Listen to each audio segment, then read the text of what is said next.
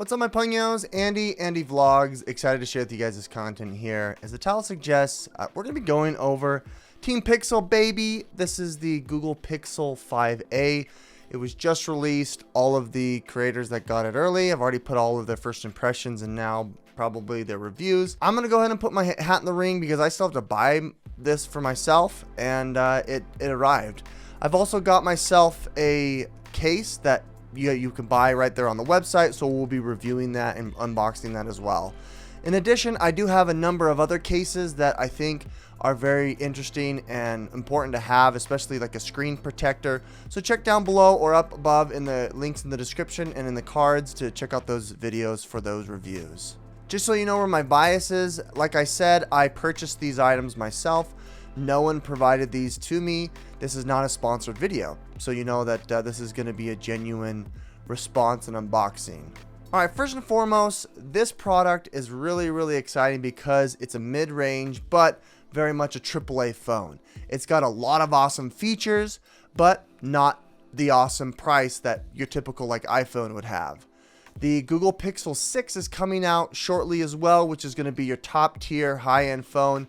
This is mid-grade, so this is going to provide you, a teenager, a college student, all the features that you need in a premium phone, but not the premium price. What's also nice is it does feature 5G, so you're getting top speeds wirelessly. It also has an 18-watt charger brick. It's got a bunch of other features that we'll go over. Let's go ahead and get into the unboxing.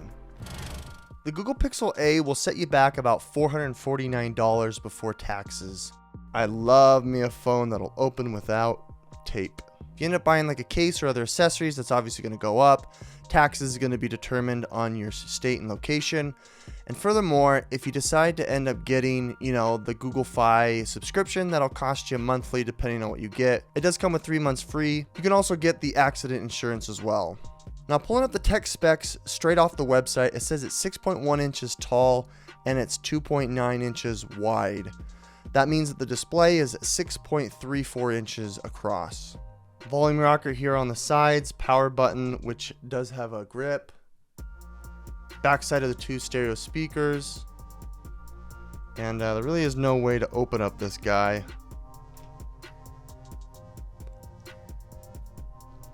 No expandable micro USB. Okay, open up the rest of the box here. We've got the 18-watt fast charge plug. You got your converter here if you wanted to have USB to USB Type-C.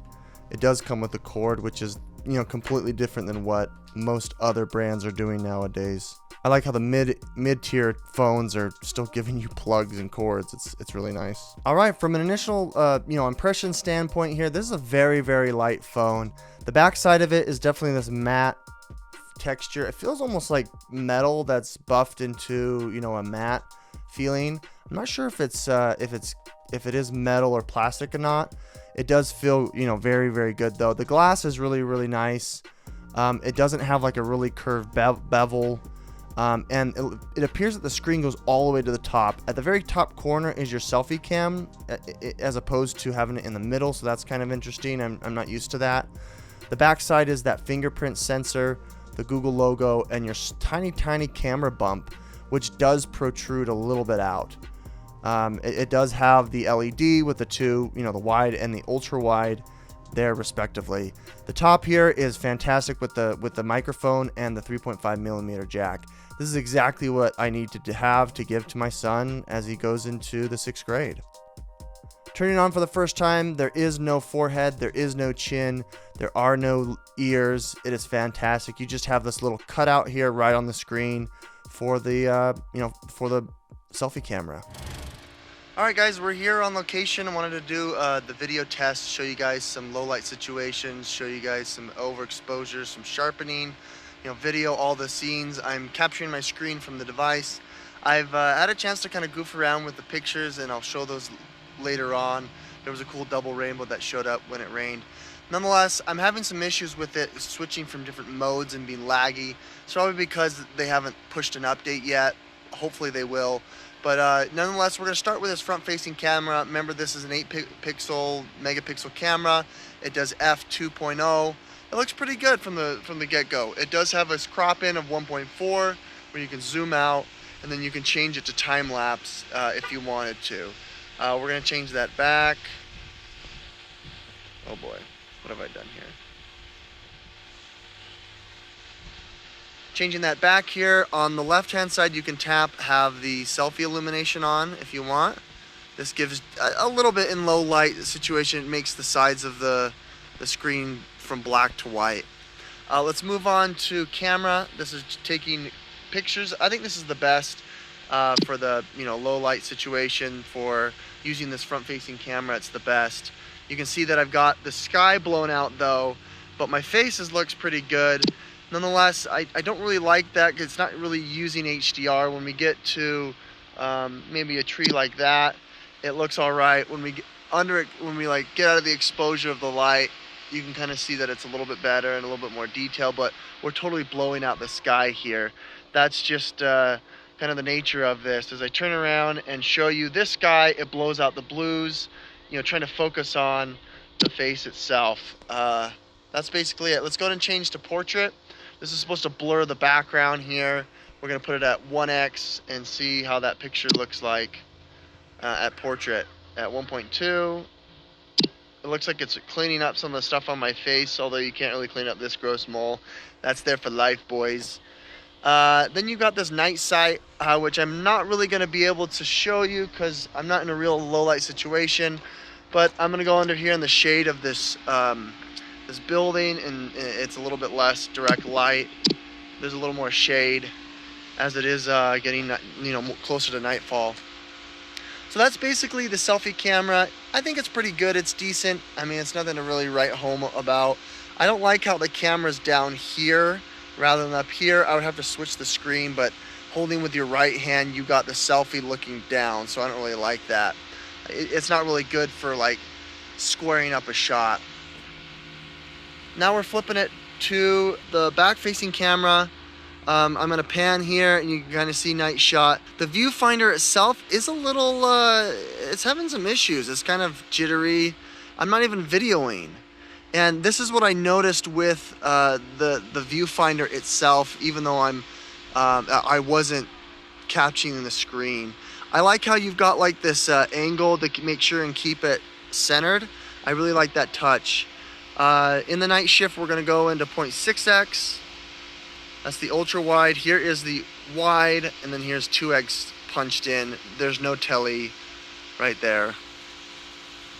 Okay, moving from portrait, it pulls up that phone is getting warm. It's not warm at all. I'm just using it. The camera is not working right. You can see that it is just choppy. We're on regular portrait mode. I'm going to zoom up, see if I can't get this leaf to kind of blow out the background to show you the portrait. It does laser focus. It's really nice. You've got a nice bokeh in the back. You can zoom up a little bit more if you want. I think the 1.3 uses the ultra. You can kind of tell that the f-stop changes as well as the white balance. We're going to now switch to the camera. It's going to be at 2x. Let's show a different shot here. We'll get the bark, and you can see that viewfinder is just having a real hard time being able to focus up. Here's the 1x, and the camera's completely stopped. I'm getting a few frames a second. My horizon line is kind of jittery. I'm just going to eyeball it here. Now we're going to go 6x, 0.6. That gets you that idea here. Moving on, we've pushed, now we're going to the video. Viewfinder again, it glitches. It says device is too hot, video quality may suffer. It's not hot, it's the issue with the camera. So it's not letting me record because of that. I don't know why. I'm gonna go ahead and kill the app. All right, the phone did get, hot. I could feel that it was getting really hot. And I wanted to show some more of the settings, but we'll go ahead and record here real quick. This is 1080p, 30 frames a second. This is on the wide. It's getting pretty good detail here. You can definitely see the tire and whatnot. It's got really good stabilization despite the background being much lighter. You're still able to get a lot of information. We're switching to the ultra wide now, and you notice it's very, very smooth. I really like how smooth this is. Kids are going to be shooting with this. You know, significant others are going to be shooting with this, and to have stable footage is fantastic. 2X here is, you know, pretty smooth. It's got a little bit of lag, but, you know, despite the background being really bright, you can get some detail there from the tires and from the chain. But, you know, right off the bat, it warns me here now that the device is getting hot. Alrighty, as it says it's getting hot, I'm going to try to do this as fast as I can. There are some sub-menus here. You've got your slow motion, 1080p. You can go up to, you know, an 1/8 of an X, 1/4 of an X.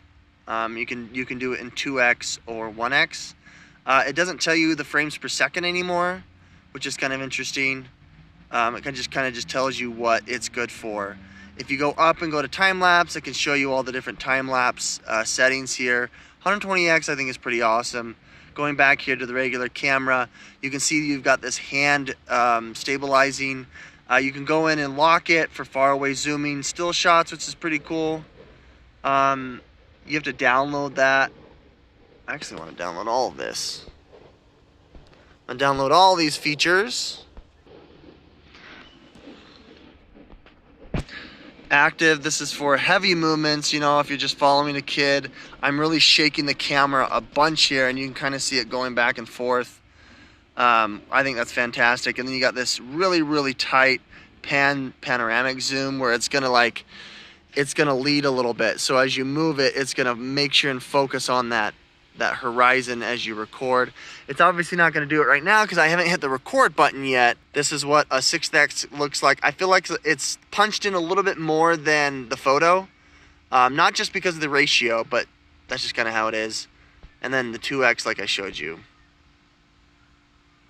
There are a couple of these panoramic modes here. You can see you can do a panorama. I'll do a quick panorama. We'll do a panorama up.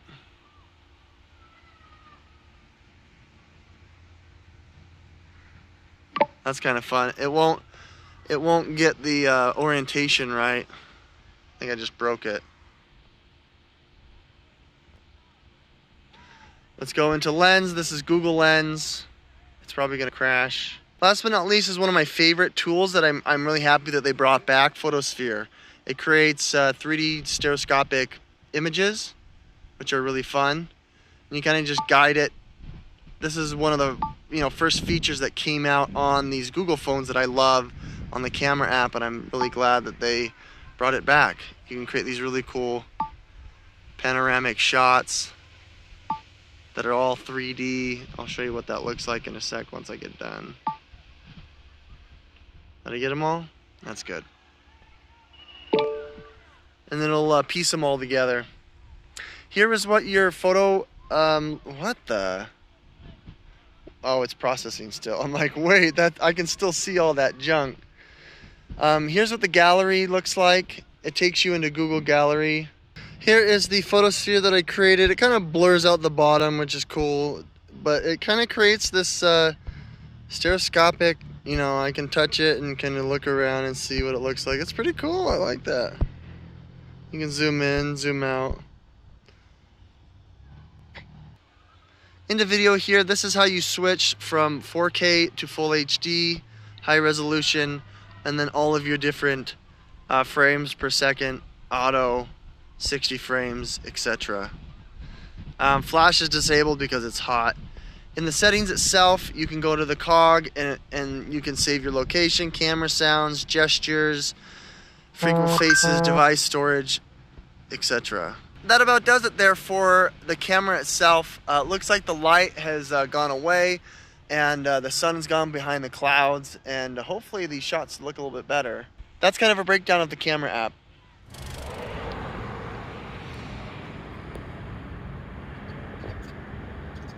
Only goes up to 3x, but it's pretty stabilized. With that said, folks, my initial impressions, and I've had some time now, even though I haven't wearing the same shirt, to go over this phone. I find it's awesome. I love having an Android phone paired with the iPhone. Gaming is terrific. It does get a little hot, like I mentioned. The camera, for photography is beautiful. I love it. I love having a 1.7 aperture. I also love the selfie cam, to be honest. I feel like there is a little bit of stabilization, so when I'm doing selfies with my daughter, or when I'm, hangouts or duo with my mother-in-law, it's a lot more stable than what, let's say the iPhone has, or maybe the Samsung. Video is kind of to be desired. I did vlog all week, and all the videos on my vlog are from this new camera, and so you guys can check that out and see what that's like. Otherwise, I think this is a fantastic product for the price. $449 before taxes is a game changer, and I mean, I'm thinking of picking up a couple more so that my kids can have it. Although, don't get any big ideas. I'm still deciding whether or not you're going to have it, my middle child. Nevertheless, this is a terrific daily driver. It lasts forever, like I said. The fast charging's terrific. The fingerprint reader is so fast for such a phone. I'm going to be honest. I'm going to be using this as a companion, like I said. I did go ahead and review a number of different cases, so you guys can check out those links up and above in the description. I did review the Pixel 5a case that you can buy from Google, and then some third parties, as well as like a heavy duty and a screen protector. Highly recommend that screen protector if this is going to be one of those devices that you hand over to a child. They don't care. They don't have any sense of cost. They'll drop it. The 3.5 millimeter jack, I think, is crucial. My kids don't really like Bluetooth headphones because they never charge them. Having them be able to use their overhead, over the ear headphones, even for school, like doing the reading or doing all the different things that they need to do online, this is a fantastic device to do it. There's just so much to this device that it's a no-brainer that you should have it. With that said, folks, thank you so much for checking this out. I hope you guys liked this review and found it useful. My name is Andy with Andy Vlogs, signing out.